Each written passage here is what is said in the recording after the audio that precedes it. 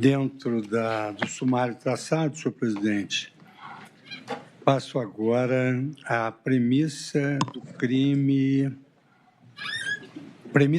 de golpe de Estado e tentativa de abolir o Estado Democrático de Direito, para depois, então, entrar nas condutas.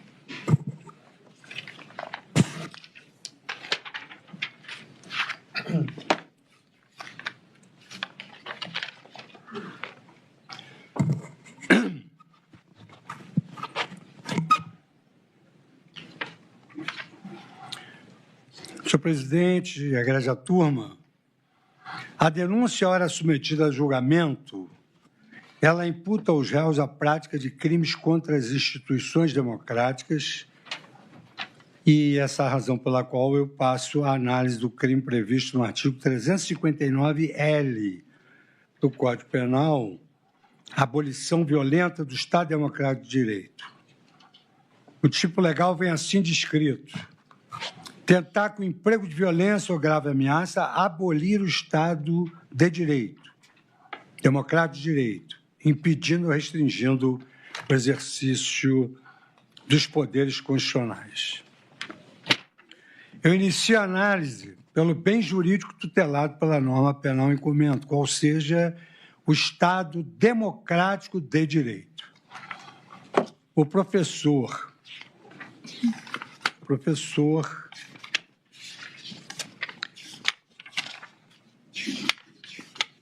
só para não pular uma página aqui, o professor de Ciência Política da New York University, Adam Pravorsky, esclarece que a palavra democracia possuía uma conotação negativa até muito recentemente, tendo inclusive seu uso desaparecido ainda na Roma Antiga.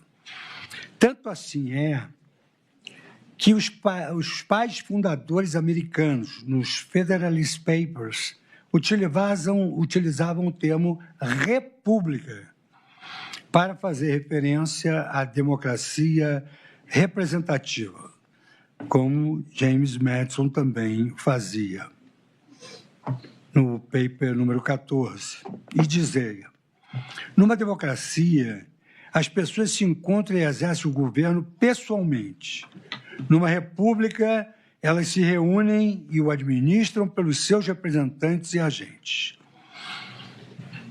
Após a Primeira Guerra Mundial, o termo democracia passou a ser empregado de maneira positiva, sob a influência do presidente americano Woodrow Wilson, para indicar soberania popular e autogoverno consentido pelos governados, em contraposição à filosofia comunista de Vladimir Lenin. A ideia nodal de autogoverno, representação e consentimento foi sendo qualificada ao longo do tempo, na medida em que nunca se mostrou suficiente. A mera existência de eleições não se revelavam idôneas a representar a democracia e nem mesmo para garantir estabilidade política ou respeito às liberdades e direitos fundamentais. Com uma nota Przeworski, o conceito de democracia evoluiu gradualmente para se tornar uma nova construção que elevou a liberdade ao valor político mais importante e prosseguiu para afirmar que esse valor somente pode ser alcançado se as pessoas forem governadas apenas pelas leis que elas mesmas determinarem e as quais sejam igualmente sujeitas a crivo da sociedade. Íncitas à ideia de democracia, sob essa lógica, figuram os valores morais da liberdade e da igualdade, que, por sua vez, demandam instituições capazes de limitar a vontade da maioria, conforme nós encontramos na Enciclopédia de Filosofia da Universidade de Stanford. Eu faço uma transcrição, mas me baseio especificamente nesse trecho. A ideia de igualdade pública também fundamenta limites à própria tomada de decisões democráticas. A igualdade pública exige ainda que direitos liberais e civis fundamentais sejam igualmente respeitados pelo processo democrático, funcionando assim como limite à atuação da decisão majoritária.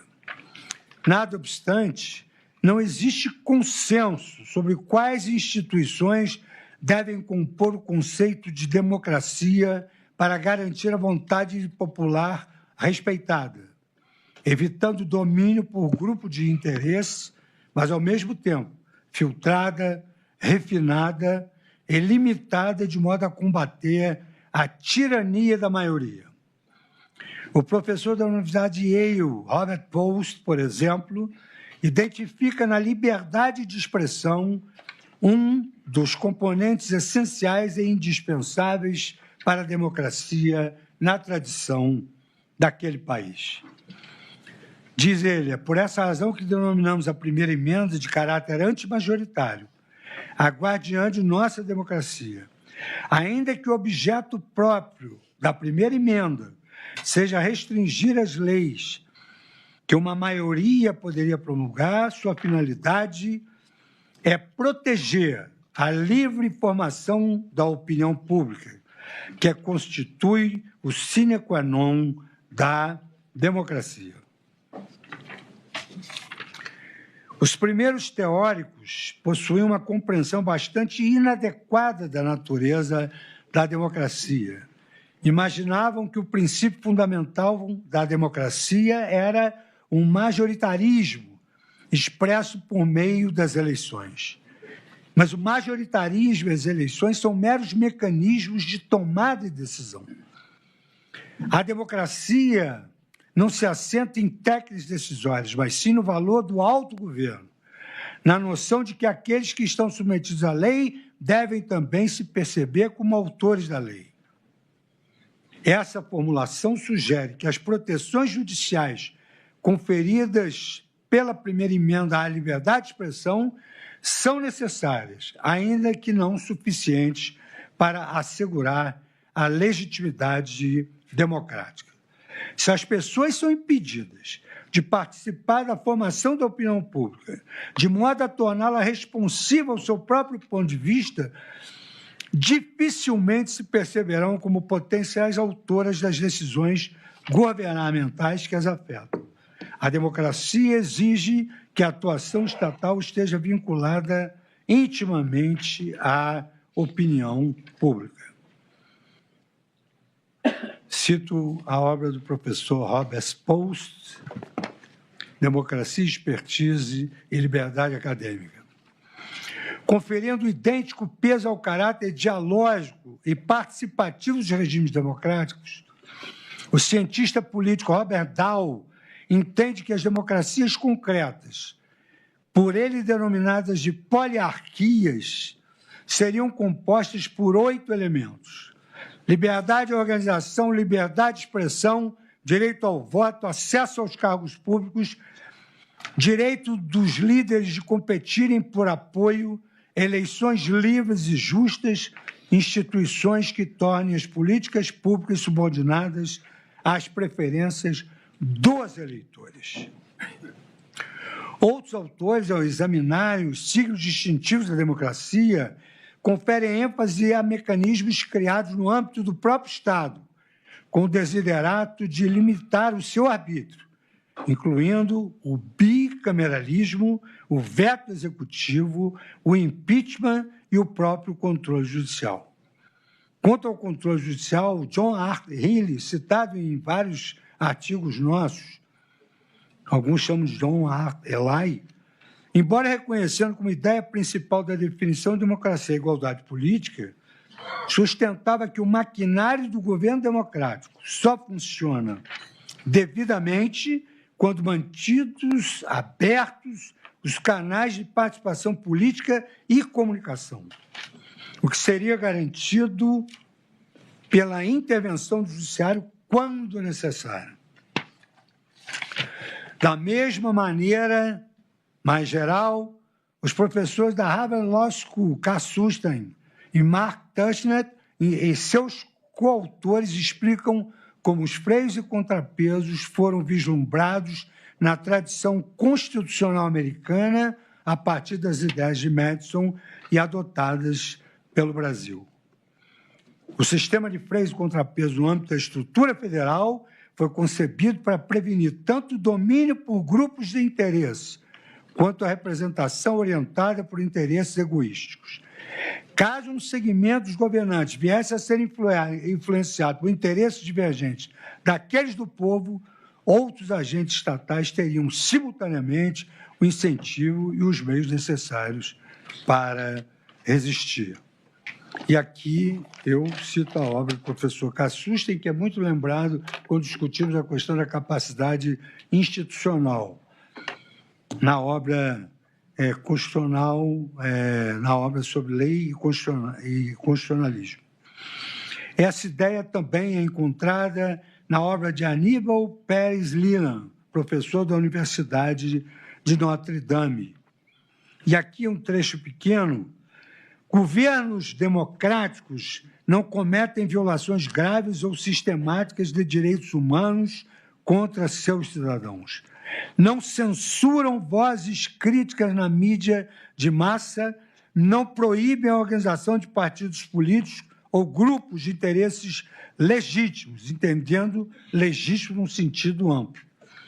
As democracias modernas, usualmente, codificam os direitos dos cidadãos e autoridade governamental em uma Constituição escrita e se apoiam em um poder judiciário independente e em outras instituições de controle e responsabilização, tais como as Cortes Constitucionais, órgãos independentes de auditoria, agências investigativas, tudo para proteger o direito dos cidadãos contra ingressos e ingerências indevidas do governo.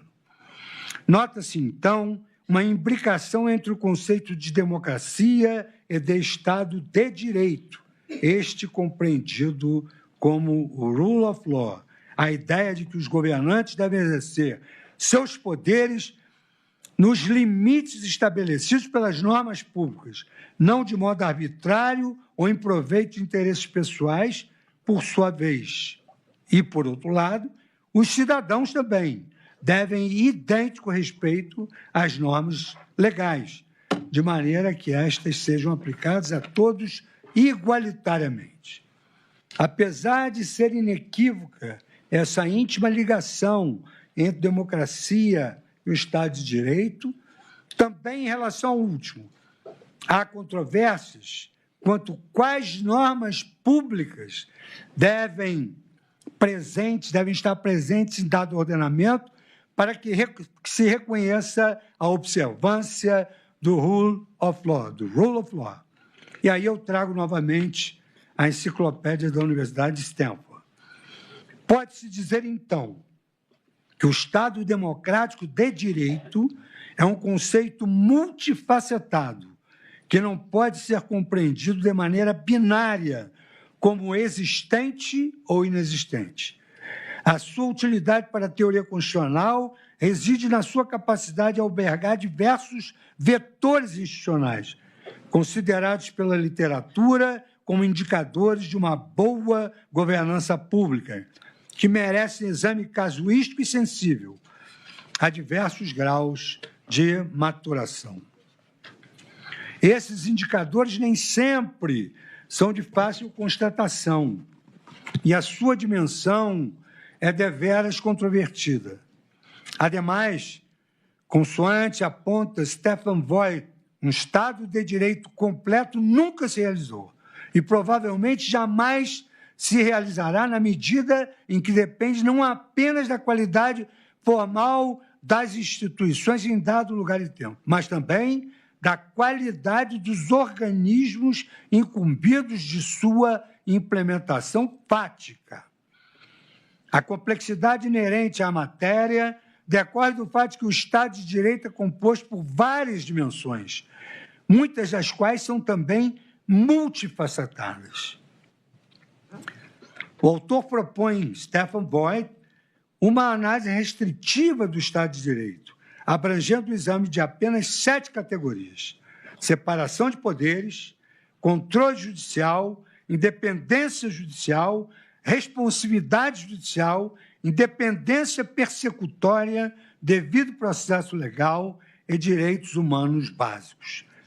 Nada obstante essas dificuldades, são diversas as organizações e estudiosos que se dedicam a classificar as instituições que devem ser apreciadas na análise empírica comparativa do Estado democrático de direito, valendo-se de critérios bem mais amplos que os propostos por Voigt, como agora eu enunciei.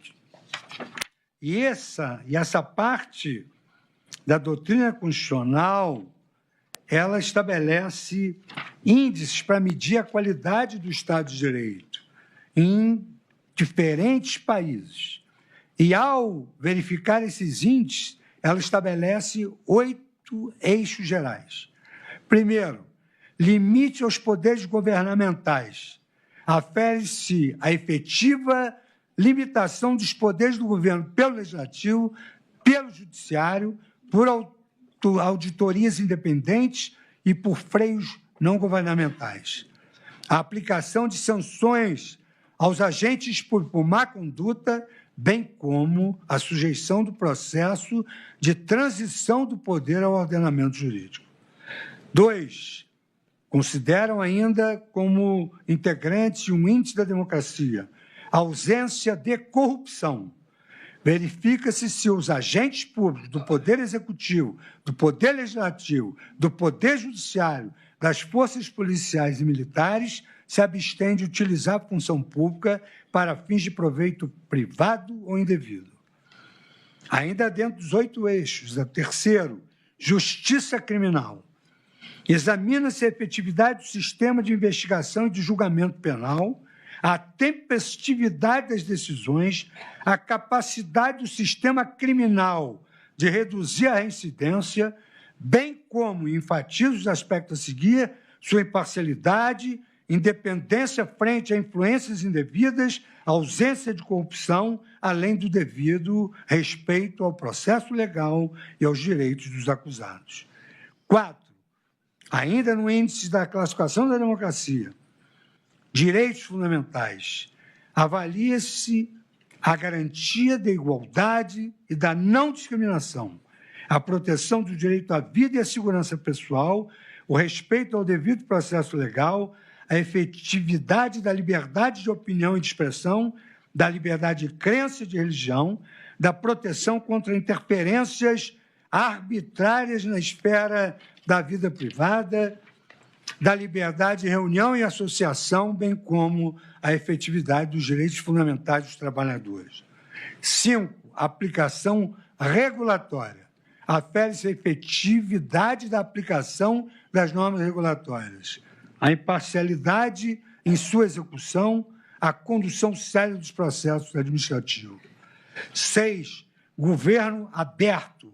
Considera-se o grau de publicidade e acessibilidade das leis e dados governamentais, a efetividade do direito de acesso à informação, os canais de participação cívica e a existência de mecanismos de reclamação acessíveis e funcionais. 7. Ordem e segurança. Analisa-se a efetividade do controle da criminalidade, a limitação de conflitos civis internos e a existência de meios institucionais que evitem que os cidadãos recorram à violência para a resolução de seus conflitos pessoais. E Justiça Civil, 8º. Examina-se a acessibilidade e a capacidade econômica dos cidadãos de recorrer à Justiça Civil, a ausência de discriminação, a corrupção e influências indevidas sobre os órgãos jurisdicionais, a razoável duração do processo, como agora contemplado pela Constituição Federal como direito fundamental e cláusula pétrea, a efetividade da execução de decisões judiciais e a disponibilidade de mecanismos alternativos de solução de controvérsias que sejam acessíveis, imparciais e eficazes, como inserimos na nova ordenação processual, os meios alternativos de solução judicial. Vale mencionar que o Brasil, infelizmente, ocupa apenas a 80ª posição no ranking entre 142 países analisados pelo Índice do Estado de Direito 2024, sendo que o eixo, como pontuação mais baixa, infelizmente, diz respeito à justiça criminal. Dentro desse eixo, o critério com menor pontuação é o relativo à imparcialidade do sistema criminal. Nesse aspecto, o Brasil ocupa a estarrecedora penúltima colocação no ranking global, sendo a vexatória última posição ocupada pela Venezuela. De maneira semelhante, a organização sem fins lucrativos Freedom House utiliza o índice Nações em Trânsito para averiguar a situação da democracia em determinados países. Muito embora a referida organização colha dados empíricos apenas de países situados entre a Europa Central e a Ásia Central, o estado dos critérios que compõem aquele índice e, consequentemente, o estado da arte e o estudo revelam que a diferenciação entre democracias e autocracias é permeada por diversos matizes, dividindo os países em 5 categorias: democracias consolidadas, democracias semi-consolidadas, regimes híbridos ou transicionais, regimes autoritários semi-consolidados e regimes autoritários consolidados. O enquadramento de determinado país em uma dessas categorias depende do exame de diversos fatores, reunidos em 7 indicadores: governança independente, governança democrática, independência e configuração do judiciário e, mais uma vez, constante a corrupção. Isso, presidente, equivale ao que a Suprema Corte faz ao ter um programa próprio de enumerar os objetivos de desenvolvimento sustentável e dar prioridade a esses julgamentos, o que é feito pela nossa inteligência artificial através de vários instrumentos. Vitor, Vitória, Maria e Rafa, nossos equipamentos de inteligência artificial. As democracias consolidadas são países que se aproximam das melhores práticas da democracia liberal. As democracias semi-consolidadas caracterizam pela presença de instituições eleitorais regulares e competitivas, também fundadas no sufrágio universal, embora possam ocorrer irregularidades pontuais. Regimes híbridos ou transicionais são democracias eleitorais frágeis, que cumprem apenas requisitos mínimos para a escolha dos governantes.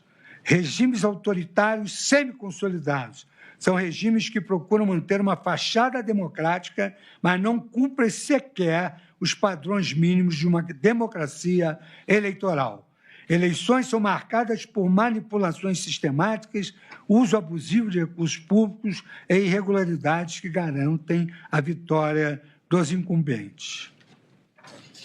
Regimes autoritários consolidados caracterizam-se pelo fechamento quase absoluto do espaço democrático.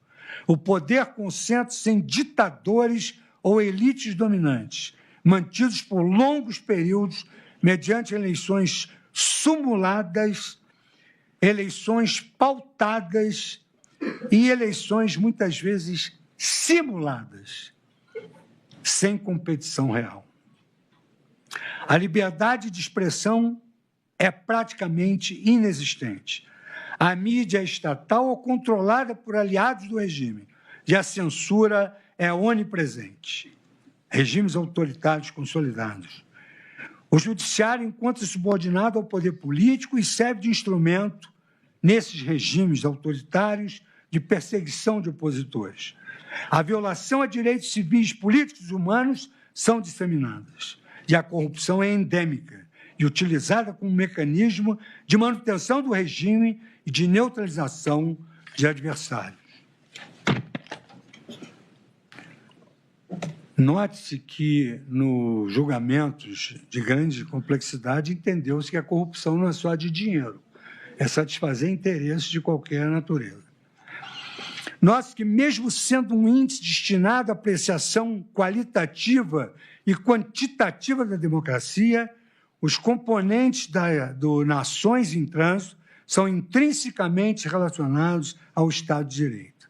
Assim, por exemplo, o manual desse índice aponta que, nos regimes autoritários consolidados, o rule of law, o Estado de Direito, é subordinado ao regime. E violações de direitos políticos, civis e humanos são generalizadas.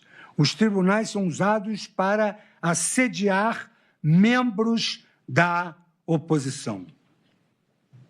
Outra instituição que se debruça sobre a problemática de classificar os países pelo estado da democracia é a inteligência da economia ou inteligência econômica, vinculado ao editorial The Economist, cuja análise é baseada no denominado Índice da Democracia. Este classifica os países em quatro tipos de regimes: democracias plenas, democracias imperfeitas, regimes híbridos e regimes autoritários, com base também em seus indicadores.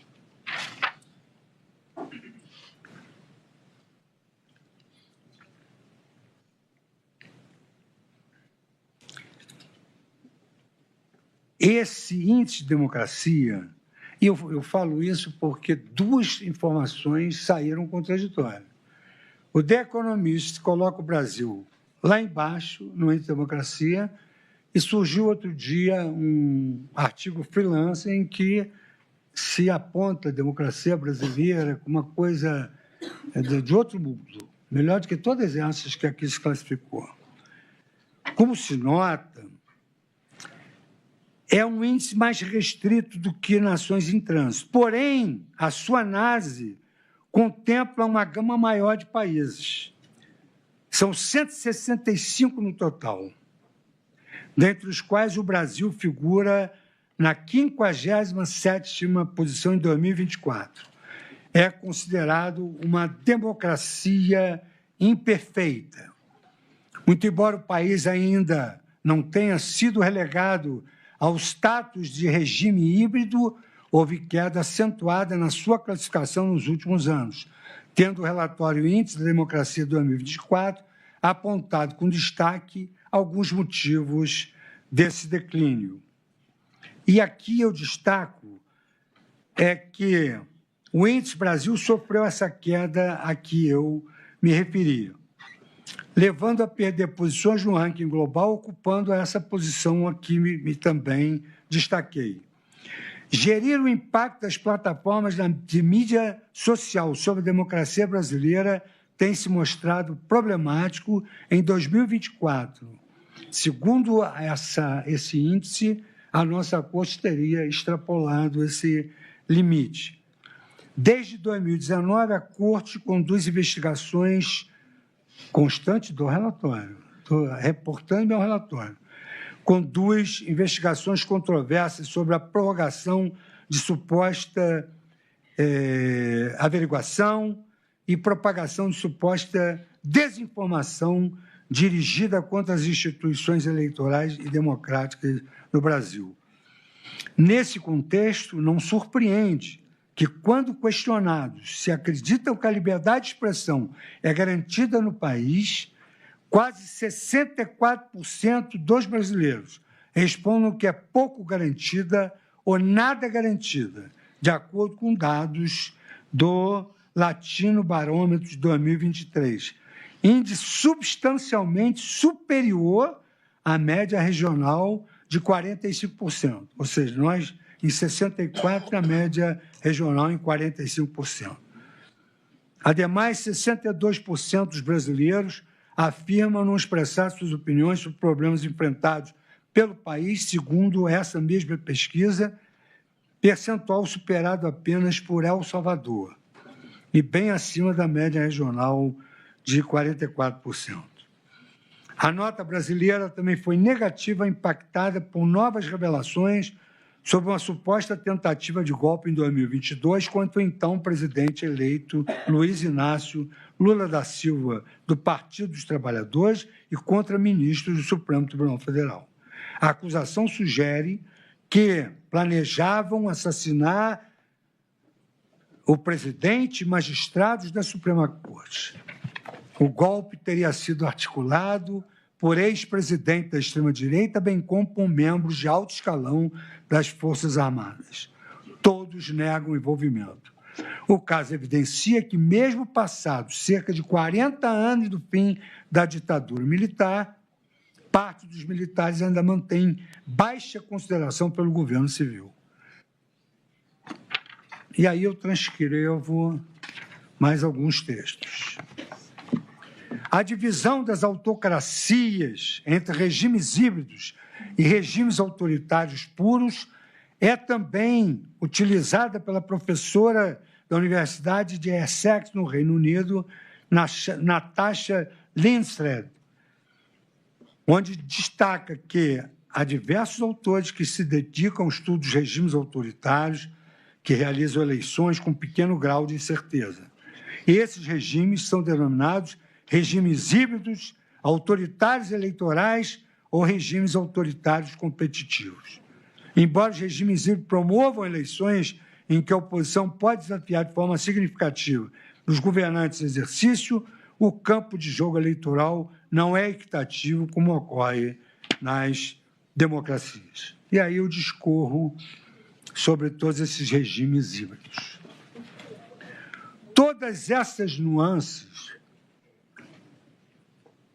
senhor presidente e agrejada turma, revelam que o bem jurídico tutelado pelo artigo 359-L do Código Penal, é dizer, o Estado democrático de direito, possui diversos aspectos que perpassam as liberdades fundamentais, a integridade das eleições, a responsividade dos poderes públicos, o respeito ao devido processo legal, o combate à corrupção e à violência, dentre outros.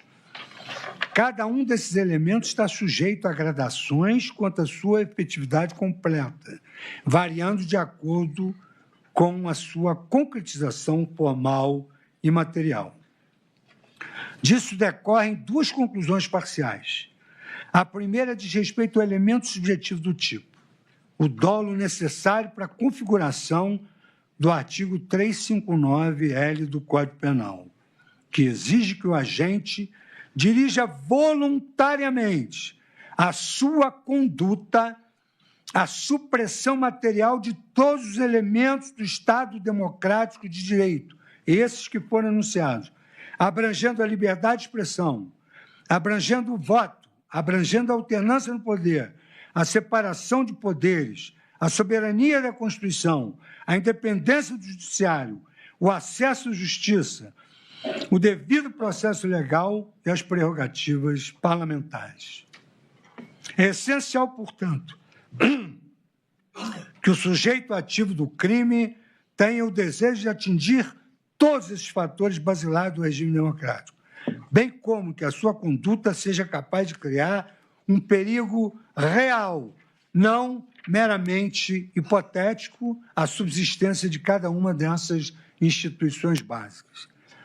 O dolo, afinal de contas, é um elemento central do direito penal, conforme a lição do professor Steven Chavel, que é um dos precursores da análise econômica do direito.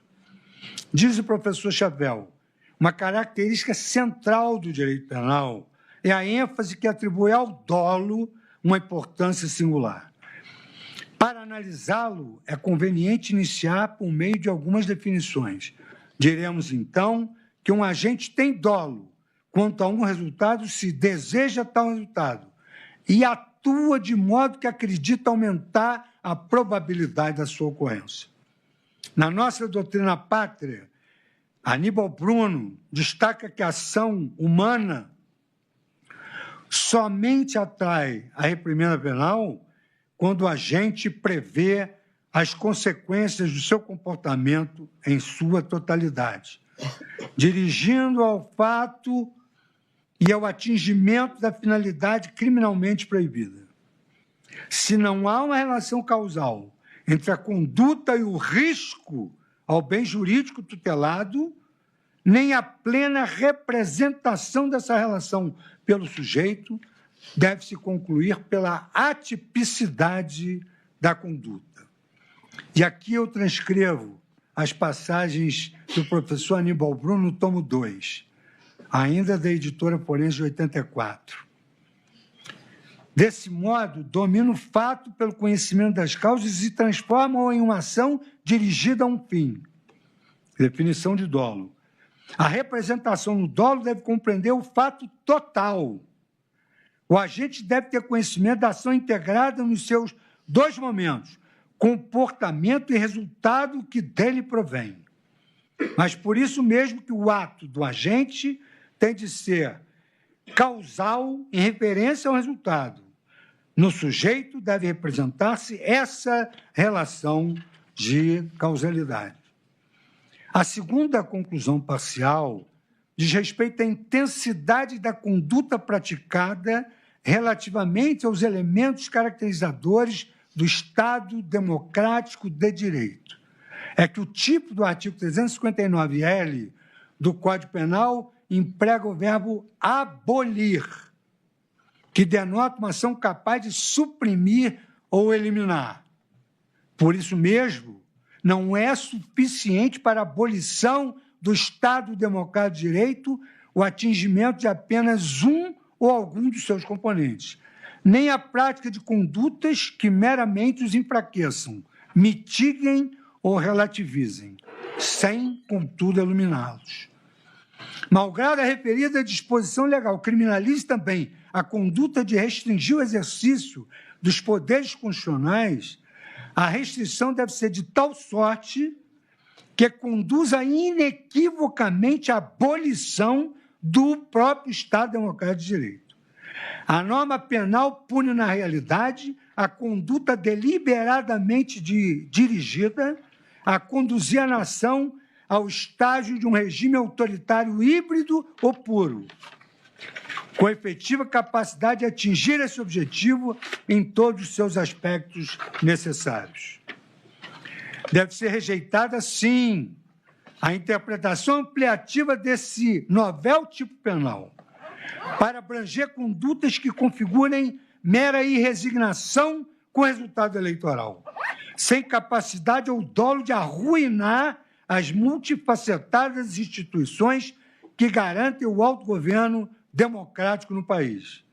Com efeito, diferentemente de nós, juízes, que devemos nos abster de declarações públicas frequentes, notadamente as de cunho político, haja visto o nosso dever constitucional de preservar a independência e a imparcialidade das instituições que integramos, os agentes políticos, diferentemente, e os agentes públicos eleitos, devem, por natureza, engajar-se no debate público.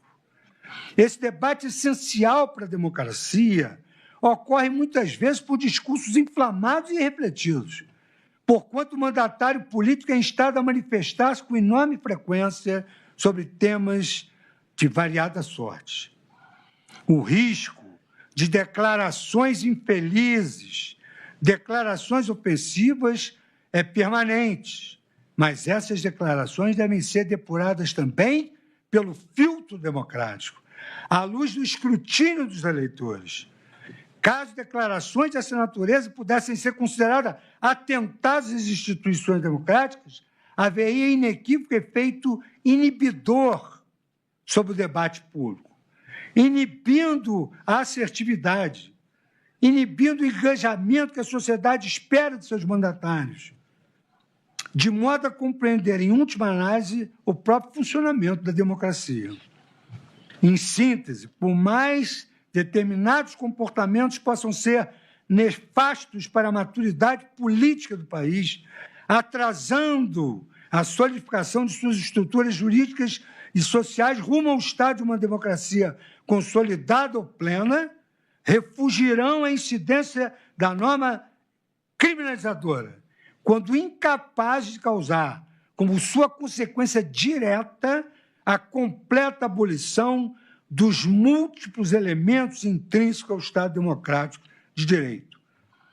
Uma eventual compreensão ampliativa do objeto material desse crime sujeitaria indevidamente ao risco de sanção os atos dos agentes políticos praticados no âmbito do sistema de freios e contrapesos, inclusive decisões judiciais, que, porventura, limitem o funcionamento dos outros poderes sem ordem expressa e específica da Constituição.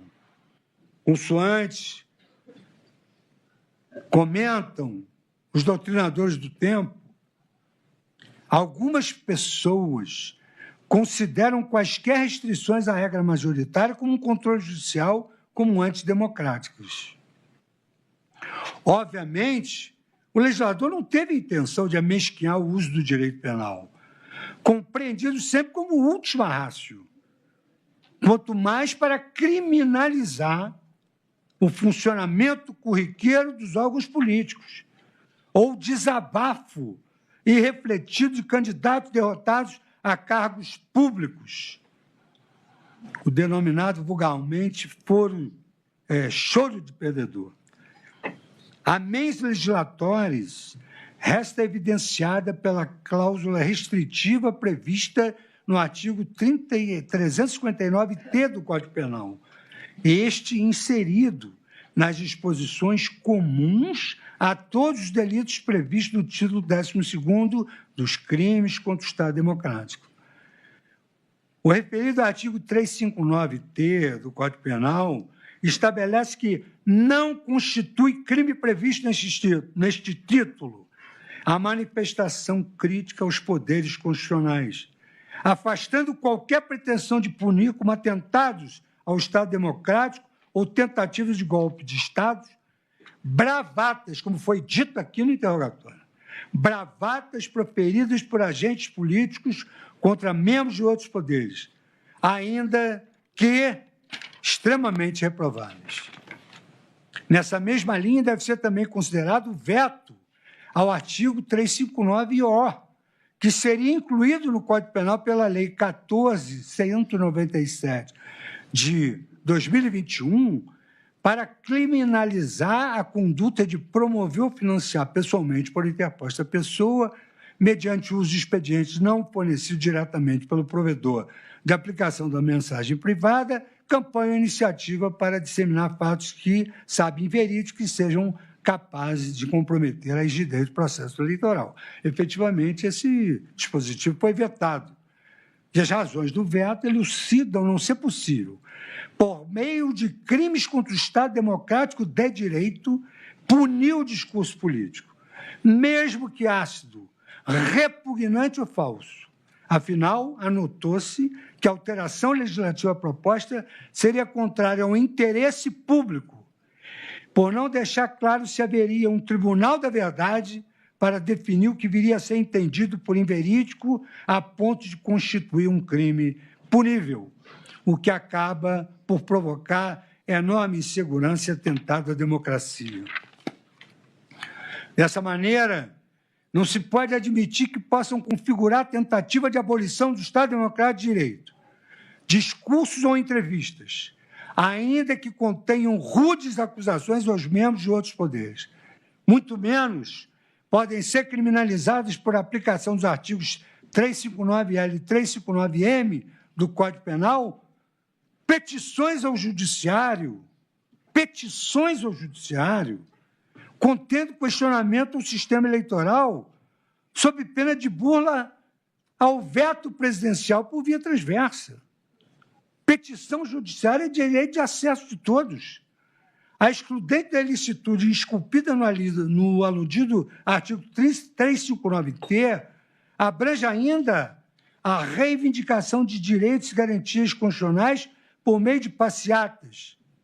A lei exclui a ilicitude por meio de reivindicação de direitos e garantias constitucionais por meio de passeatas, de reuniões, de greves, de aglomerações ou de qualquer outra forma de manifestação política com propósitos sociais. Ou seja, não configuram crimes, eventuais acampamentos, manifestações, faixas e aglomerações que consistem em manifestação política com propósitos sociais, assim entendido, o desejo sincero de participar do autogoverno democrático, mesmo quando isso inclua a resignação pacífica contra os poderes públicos.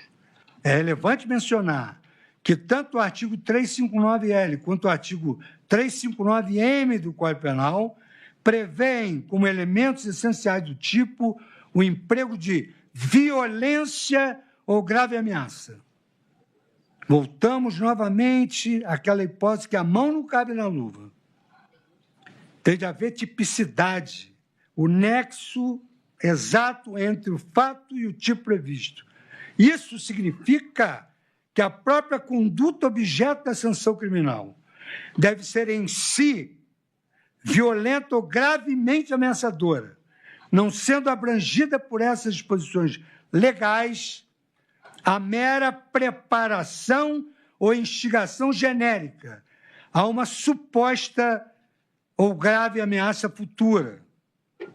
Também não se deve amesquinhar o conceito de grave ameaça, pois, como consignei em precedente no habeas corpus 117.819, julgado pela primeira turma, o caráter subjetivo da grave ameaça não dispensa a correlação de proporcionalidade e razoabilidade que deve existir entre a conduta praticada pelo agente e a ameaça sentida pela vítima.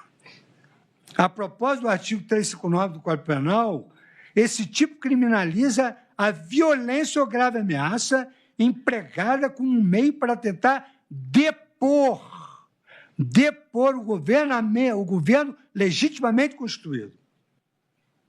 Meio para tentar depor o governo legitimamente constituído. A lei intitula esse crime como golpe de Estado, definido pela legislatura como captura ou tomada dos cargos públicos por força militar. Tomada, consistindo frequentemente em um ataque incruento pelo braço militar do Estado contra seu próprio governo.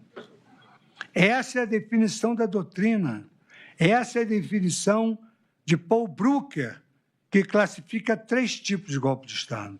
O golpe corporativo, aquele levado a cabo pelas Forças Armadas, como corpo institucional sob o comando de seus oficiais de mais alta patente. O golpe faccional, ou dos coronéis, aquele executado apenas por uma fração das Forças Armadas e, frequentemente, sob a liderança de oficiais de patente intermediária. E, terceiro, o contragolpe, aquele deflagrado contra o governo militar por uma facções de oficiais descontentes ou ambiciosos. Na ciência política, se explica que, ao menos desde a década de 90, deixou de ser aceitável tomar o poder por meio de golpe militar ou revolução, salvo quando essas rupturas têm como objetivo a democratização e são rapidamente seguidas por eleições democráticas.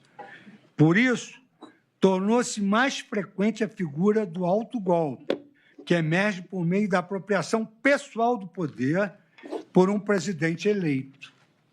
Nessa situação, o presidente converte o eleitorado em instrumento do seu poder pessoal, no sentido de utilizá-lo como fundamento de uma pretensão de legitimidade democrática, a qual normalmente confirma ao conseguir reeleger-se. A professora Bárbara Guedes e seus autores e seus coautores denominam o autogolpe de autogolpe ou autoritarização, tecendo as seguintes considerações. Autogolpes significam que um governo democraticamente eleito se autoritarizou, geralmente por meio de proibição da oposição, da prisão de seus líderes ou do fechamento do Poder Legislativo. Essa exacerbação da autoritarização costuma resultar em uma liderança civil da nova ditadura, com poder concentrado nas mãos do governante incumbente. Ela implica uma alteração na relação entre o partido governante e a oposição, mas, em regra, não na composição do núcleo dirigente do governo. Partidos que alcançam o controle por meio desse excesso de autoridade frequentemente cooptam os líderes de outros partidos, reduzindo, assim, a oposição social, ainda que ao custo da sua própria disciplina e coerência ideológica. Numa outra obra da ciência política, voltando a Paul Brucker, o autogolpe descreve um golpe deflagrado pelo próprio chefe do Poder Executivo com o objetivo de estender seu controle sobre o sistema político de maneira extraconstitucional. Ele pode envolver medidas tão drásticas e dramáticas quanto a suspensão da Constituição e a decretação da lei marcial, mas frequentemente assume a forma de um ato ou de uma série de atos mais limitados e sutis. A versão denominada de golpe gradual ou do autogolpe, diferentemente da apropriação indevida de recursos e uma apropriação indevida do poder, que não é difícil de identificar, mas só pode ser difícil de aferir até que ponto ela avançou. Em deferência ao que ontem foi aqui comentado, por exemplo, em 1937, o presidente Getúlio Vargas evitou a proibição constitucional de reeleição presidencial, recorrendo a métodos típicos de autogolpe. Dissolveu o Congresso. Vejam como é grave o atentado ao Estado Democrático. Proibiu constitucionalmente a reeleição presidencial. Recorreu a métodos típicos de autogolpe. Dissolveu o Congresso. Apresentou ao país uma nova Constituição jamais ratificada e passou a governar mediante decretos de estado de emergência. Uma forma de golpe gradual que o plenário desta Corte já teve a oportunidade de examinar consiste na usurpação do patrimônio público por um governo eleito para a compra de apoio político necessário à sua manutenção no poder, desequilibrando a disputa eleitoral e desestimulando o surgimento de opositores. Essa situação foi assim descrita pela Procuradoria-Geral da República, em sua denúncia na Ação Penal 470. Todos os graves delitos serão imputados aos denunciados ao longo da presente peça. Tem início com a vitória eleitoral de 2002 do Partido dos Trabalhadores no Plano Nacional e tiveram por objetivo principal, no que concerne ao núcleo essencial, não quero citar personagens, garantir a continuidade do projeto de poder daquele determinado partido, diz a Procuradoria-Geral da República, mediante a compra de suporte político de outros partidos políticos e do financiamento futuro e pretérito, com apagamento de dívidas de suas próprias campanhas eleitorais. Na ocasião, o ministro Celso de Mello elucidou com clareza meridiana o caráter ofensivo às instituições democráticas daqueles delitos reconhecidos pela Corte, qualificando o comportamento delinquencial gravíssimo dos condenados, também chamados por Sua Excelência de os profanadores da República, os subversivos da ordem institucional, os transgressores da ética do poder. Segundo destaca o ministro Celso de Mello, em passagem que não pode ser abandonada, comportamentos moralmente desprezíveis, cinicamente transgressores da ética republicana e juridicamente desrespeitadores das leis criminais do nosso país, perpetrado por delinquentes agora coordenados definitivamente, travestidos da condição de altos dirigentes governamentais, políticos e partidários.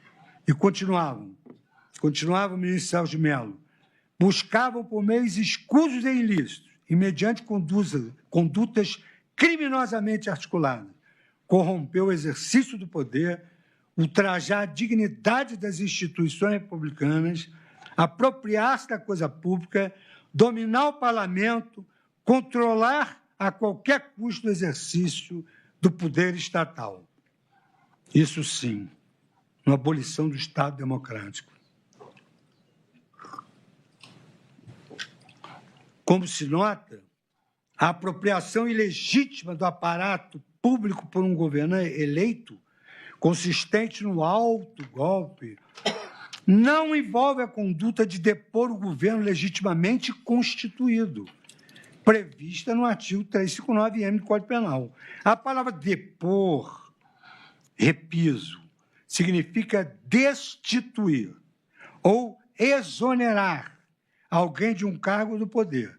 Ação esta que não se coaduna com o comportamento de um presidente eleito que abusa de suas prerrogativas para manter-se no poder.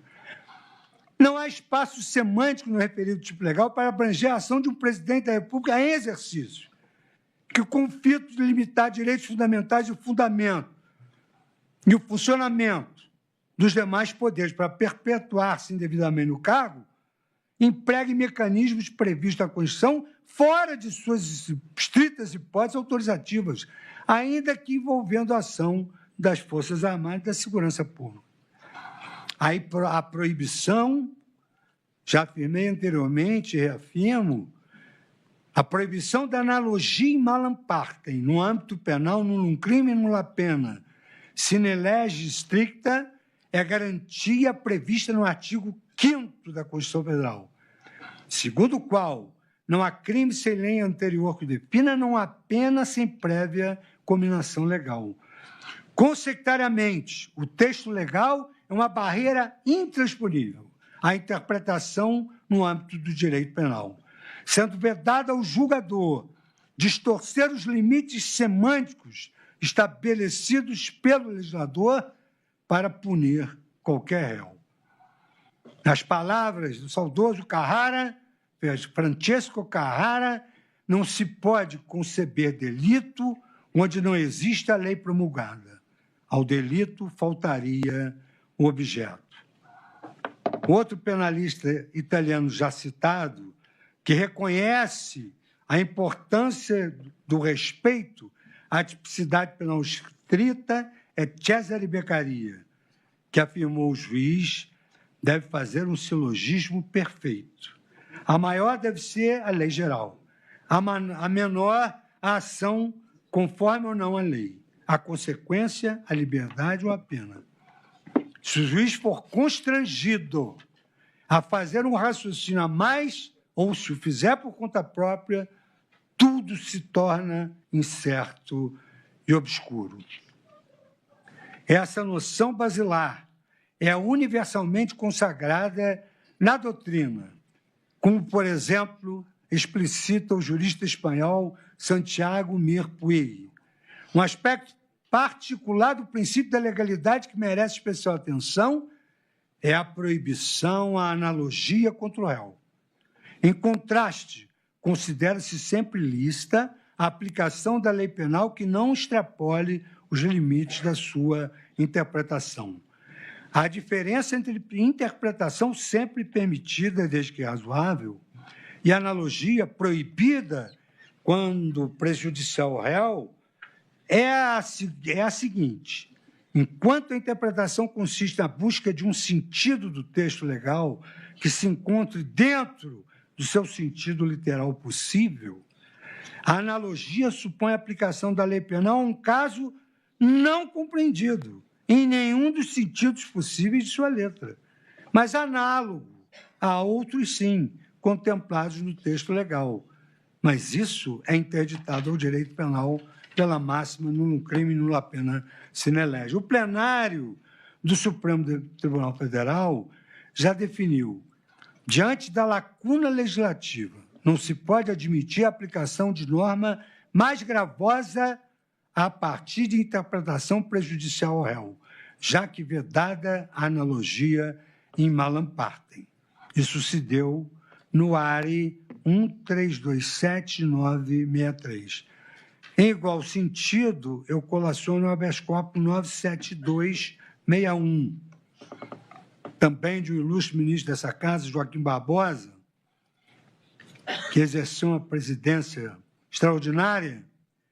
Na esfera penal, não se admite a aplicação da analogia para suprir lacunas, de modo a se criar penalidade não mencionada na lei, a analogia em Malam Partem, sob pena de violação do princípio constitucional máter da estrita legalidade.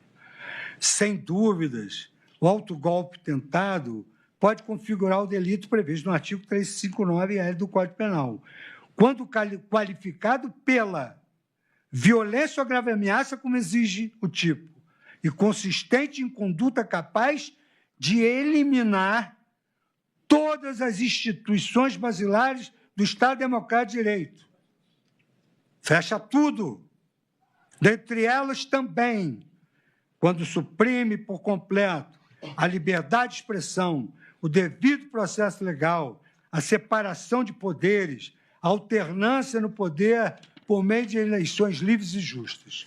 Jamais, porém, poder-se-ia cogitar a incidência do artigo 359-M do Código Penal nessa situação, pela ausência de deposição de um governo legitimamente constituído sob pena de evidente violação ao artigo 5º da Constituição Federal. Ainda sobre delitos de golpe de Estado, deve-se consignar, não ser sequer em tese, hábeis a depor governo legitimamente constituído. Deposição do governo é o que exige a lei. Condutas despidas de um mínimo grau de organização e coordenação, sem a capacidade de eficazmente colocar em risco a continuidade do governo legitimamente constituído. A experiência histórica e a análise empírica dos processos de ruptura institucional demonstram que golpes de Estado não resultam de atos isolados ou de manifestações individuais desprovidas de articulação, mas sim de ação de grupos organizados, dotados de recursos materiais e capacidade estratégica, aptos a enfrentar e substituir o poder incumbente. Formas típicas de instauração de regimes autoritários, como golpes militares efetivamente praticados, insurgências, levantes populares cooptados, imposições estrangeiras, mudanças conduzidas por elites autocráticas ou autogolpes. Tudo isso pressupõe sempre a coordenação coletiva e meios concretos de execução. Volto a Bárbara Guedes. Golpes de Estado são a maneira mais comum de iniciar novas ditaduras, simplesmente porque são mais fáceis de organizar do que insurgências ou levantes populares. Indivíduos isoladamente carecem de recursos para derrubar ou transformar governos existentes. Apenas grupos podem fazê-lo. Grupos que tramam alcançar o poder ditatorial escolhem modelos exatos de realização do seu objetivo.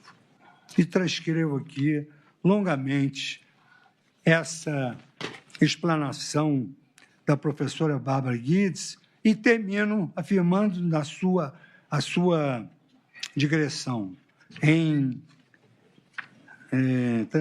tradução livre, né? Grupos organizados possuem uma grande vantagem sobre os desorganizados, quando se trata de empreitadas difíceis e perigosas, como a deposição de governos. Dessa forma, com a devida vênia, não satisfazem o núcleo do tipo penal comportamentos de turbas desordenadas ou iniciativas esparsas, despidas de organização e articulação mínimas para afetar o funcionamento dos poderes constituídos. Entendimento contrário poderia conduzir à caracterização desse crime com enorme frequência. A história brasileira recente é permeada por diversas manifestações coletivas de cunho político, com episódios lamentáveis de violência generalizada e depredação do patrimônio público e privado e que não foram encartadas nessas condutas.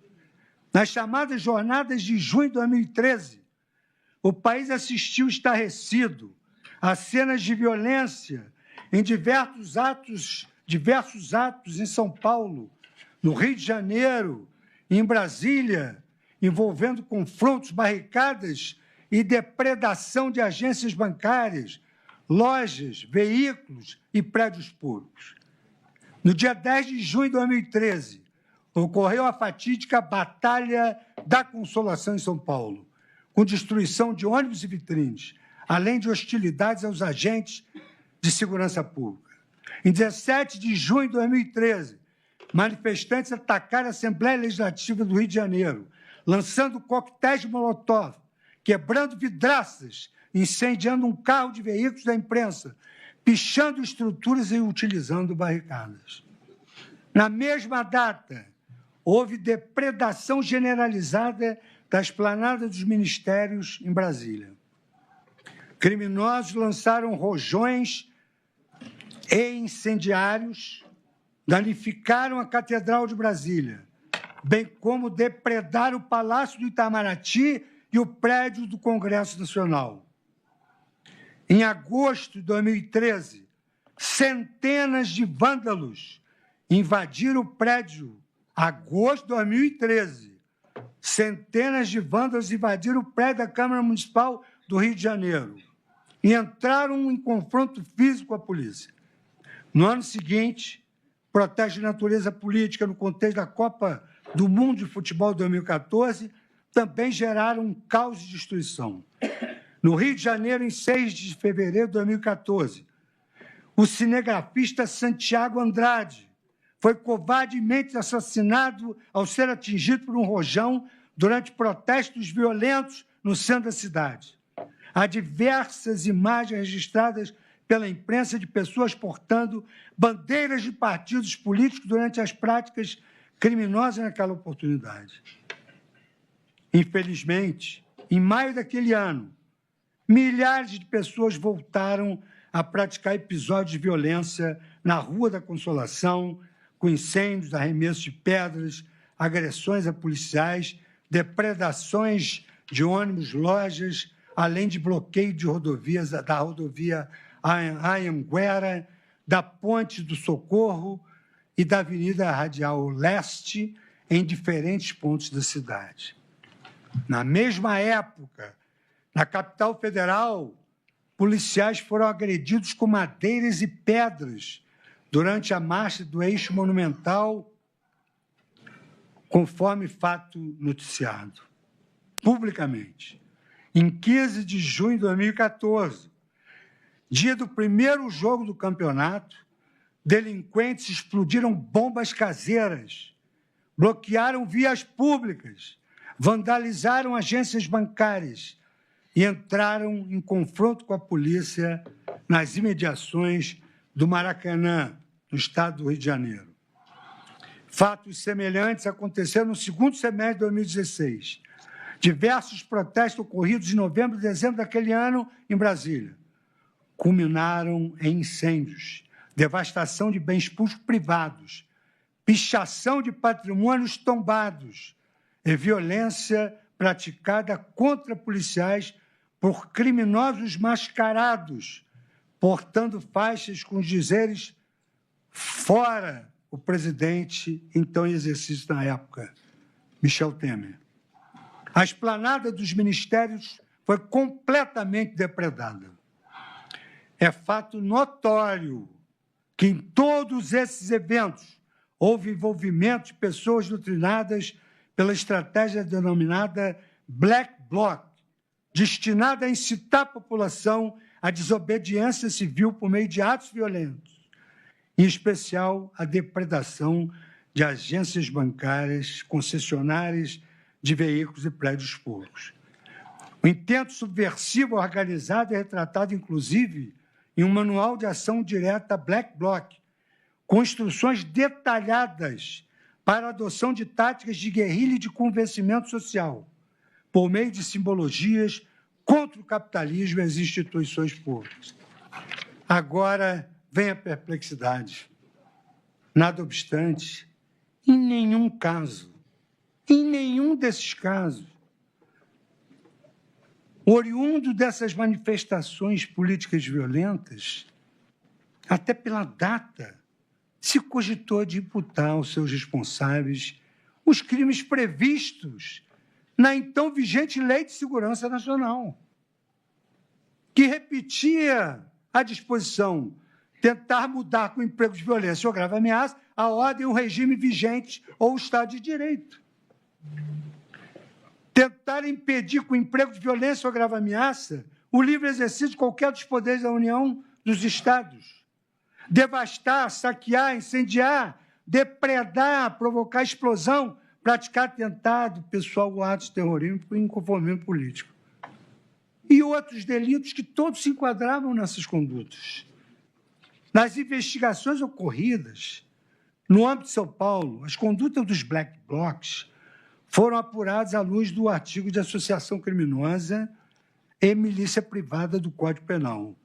Consoante noticiado na imprensa, apenas alguns casos resultaram em condenações criminais em julho de 2015. Como o processo é público, João Antônio Rosa foi condenado em primeira instância por associação criminosa a pena de 1 ano de prisão, convertido em prestação de serviço à comunidade. Já Pierre Ramon Alves de Oliveira, filmado atacando o portão da Prefeitura de São Paulo com a grade metálica, foi condenado ao pagamento de multa. Folha de São Paulo. Black Blocs ficam isolados e submergem após o auge de junho de 2013. Reportagem de 13 de junho de 2023, às 23h15. Por sua vez, a Justiça do Rio de Janeiro condenou em primeira instância 23 participantes dos atos gerados pelos Black Blocs. A denúncia apontou a existência de uma organização estruturada, denominada Frente Independente Popular, responsável pelo planejamento e convocação para ataques violentos.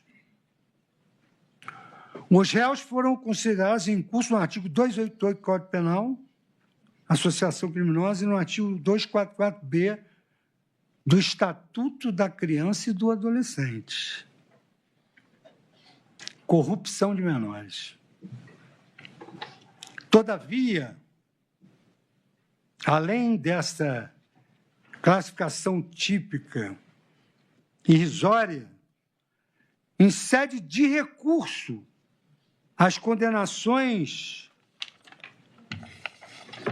de todos os 23 réus foram anuladas sob o fundamento da ilicitude da prova, que se lastreou na acusação somente.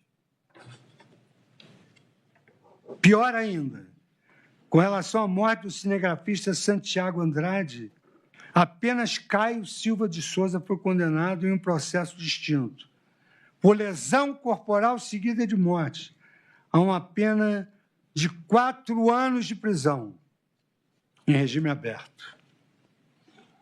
Em suma, o que eu quero dizer é que, ausente o potencial concreto de conquista do poder e de substituição do governo, resta ausente a tipicidade material do crime do artigo 359-M do Código Penal.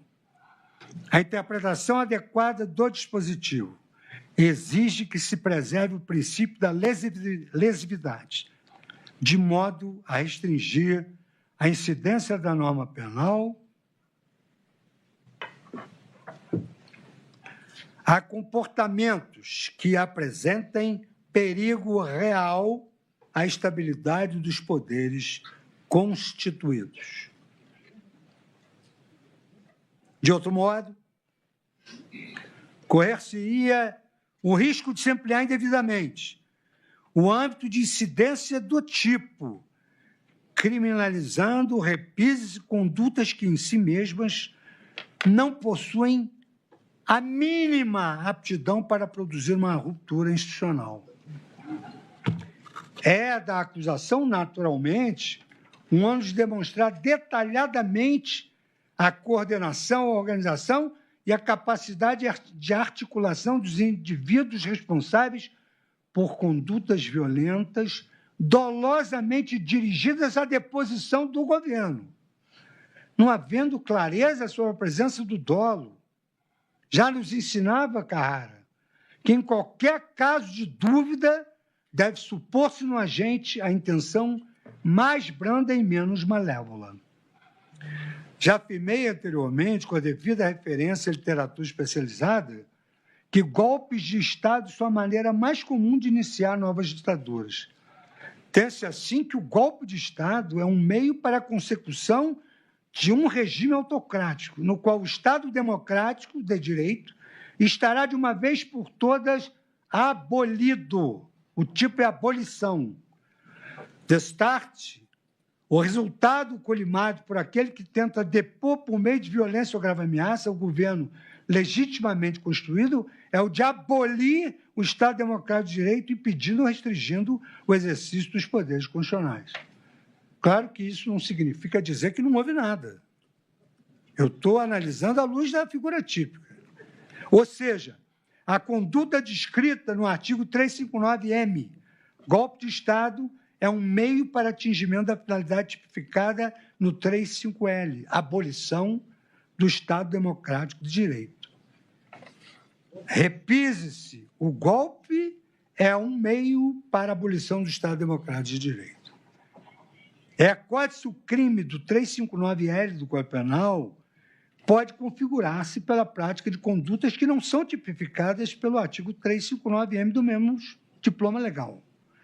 A exemplo do autogolpe tentado, que incorre nessa mesma petição de princípio, em qualquer caso, o bem jurídico tutelado pela norma penal é exatamente o mesmo, qual seja a vigência do Estado democrático de direito, cuja abolição pode se dar ou não pela via do golpe de Estado.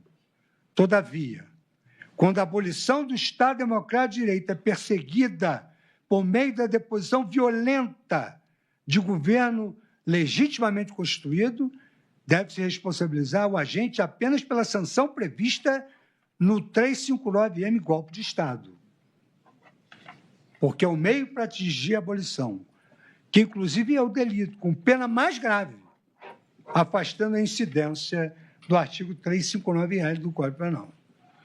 A situação ora apresentada é a hipótese manual para aplicação do princípio da consunção ou da absorção, de maneira que a conduta mais grave praticada pelo agente absorva a conduta menos grave no momento da tipificação penal. Os fatos absorvíveis, como notava Oscar Stevenson, são fatos anteriores ou posteriores à execução de determinado delito, mas previstos como infrações por outra norma, as quais o agente perpetra em virtude da mesma e única qualidade. Torna-se, pois, impunível, ou melhor, um indiferente penal ou ante ou pós-fato, esse delito meio. Desaplica-se a norma previsora do delito mais grave, através do qual se transitou para a objetividade jurídica da entidade delituosa mais grave. Oscar Stevenson, Concurso Aparente de Normas Penais, uma obra clássica, Estudo de Direito Penal e Processo Penal, em homenagem a Nelson Hungria, 1962, página 41 e 42. É também o que se encontra na jurisprudência da Corte Verbis. A consumação acaba por determinar que a conduta mais grave praticada pelo agente absorva a conduta menos grave. Habeas corpus 206.831. No contexto dos crimes apurados nesta ação penal, o ministro dessa Corte já assentou que são tipos penais diversos, efetivamente, mas penso que se impõe a escolha por um deles. Nesta situação específica a que nós estamos referindo, a tentativa de golpe de Estado, na minha visão, absorve o crime de abolição violenta do Estado Democrático de Direito, também modalidade tentada, AP 1060, Tribunal Pleno, e esse argumento foi um argumento que, pela vez primeira, surgiu no Pleno, de autoria do professor e ministro Luiz Roberto Barroso, um dos maiores constitucionalistas da era moderna.